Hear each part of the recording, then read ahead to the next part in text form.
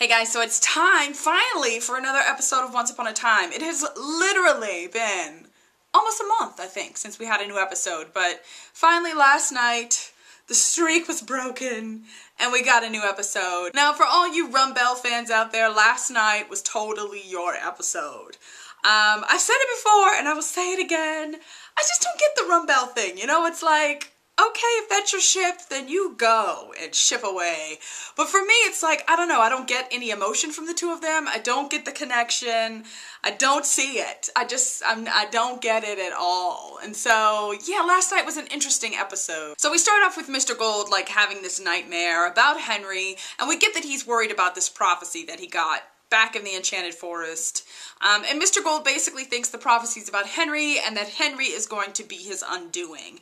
And so he's really struggling, trying to be good, because he's excited that his son is back, but at the same time, he knows that if he kills his grandson, then his son's probably never going to forgive him. This is the kind of moment when he really needs Belle, you know, when he really needs that person in his ear telling him, you're a good person, you make good choices, that type of thing.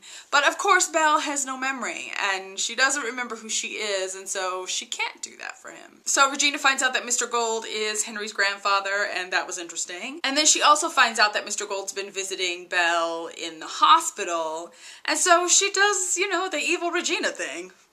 Welcome to Storybrooke. She enchants this like matchbook, pretends like she found it under Belle's bed, gives it to her, and basically what she does is she restores her memory, like her fake memory. So she can't give her back her Belle memory because supposedly nobody can do that.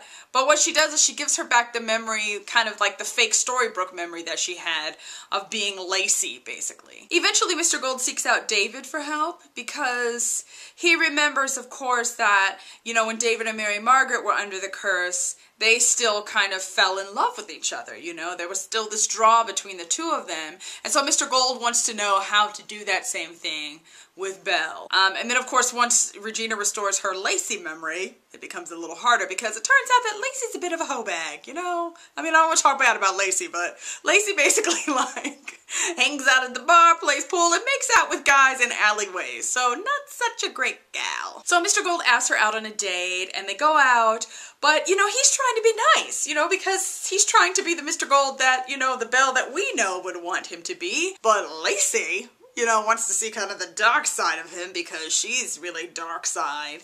And so that's not necessarily a good thing. Like, by the end of the episode, we see him, like, beating the crap out of this man in a parking lot, and she's, like, looking turned on, so that was a bit scary. There were some flashbacks to the Enchanted Forest, and that was really all about Belle and Rumpelstiltskin, Beauty and the Beast. So that was really kind of interesting. We saw Robin Hood, which was cool, and basically Robin Hood tries to steal from Rumpelstiltskin. He gets caught.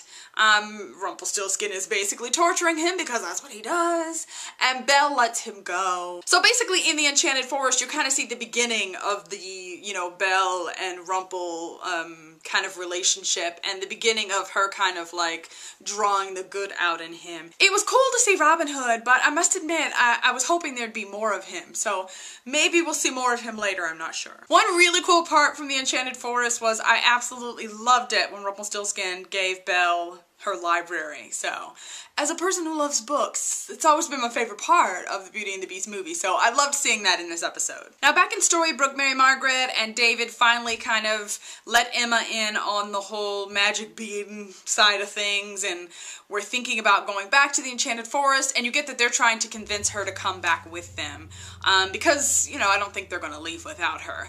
And so you get her kind of starting to think about that. Emma also has this really brief conversation with Regina, in which Regina kind of picks up that something's going on.